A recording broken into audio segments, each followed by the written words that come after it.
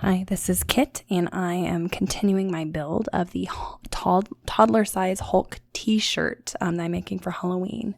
In the last build, I had cut out all the pieces, including a double piece for the chest, and then all of the batting. That is a chest size batting and batting for the arms.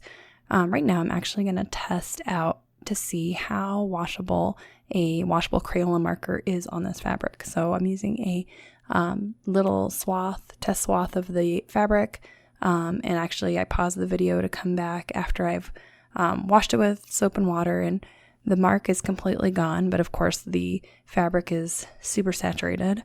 So I decided to use the other half of the swatch, the one that's still dry, though you couldn't really pick that up on the video, to test another solution for removing this marker.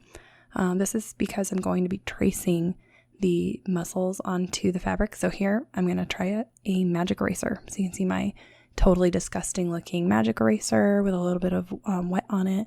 And this actually worked quite well for removing that marker. And I did that because I wasn't sure how neatly I would be able to sew the chest pattern with the muscles.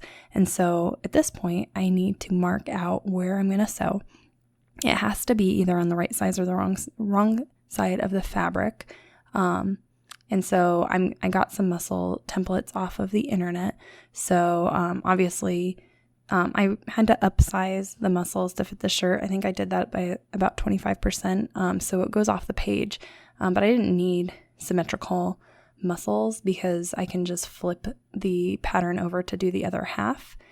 So I'm losing one half of the muscles and then the final little abdominal square of the six-pack on the chest, but that doesn't really matter all that much.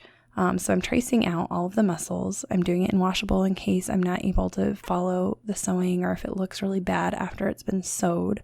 And so now that that's prepared with green washable markers, I'm pinning the chest piece to the second chest piece through the batting layer, getting that all pinned together so that it does not move when it is sewn.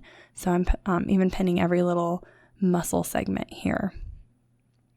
So the next thing I'm going to do is actually go over to my sewing machine and I'm going to trace all of that pattern that I just copied down in marker to the muscle sheet, or the muscle shirt, excuse me. So this is actually me sewing in the corner the last of the muscles, so very carefully going over the second pectoral muscle, and you can kind of see I've done all of the other muscles at this point. That would have been redundant, so I just took a video of the last muscle going into place.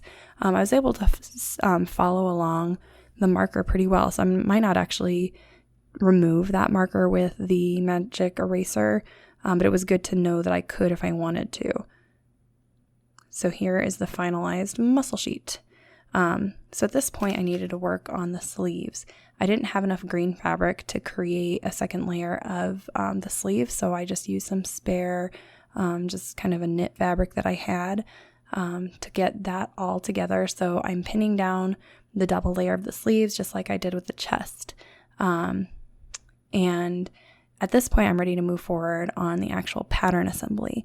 So I'm pinning the back to that the chest with the right sides of the fabric together, pinning up the sides because I'm going to be sewing it, and I did sew it. It's kind of a quick flash, and I'm doing the same thing, preparing the sleeves for the pattern, which is sewing with the right sides together up the edge of the sleeve. Now at this point, my pattern did not tell me to sew in the cuff of the fabric, and I wish I had, because what I had to do later was go back in, and you can kind of see that here, and I rolled the sleeves and I actually hand stitched the end cuff, and it would have been a lot neater if I had just done it before I sewed up the hem on the sleeves. So you can see that both of those cuffs are hand stitched together.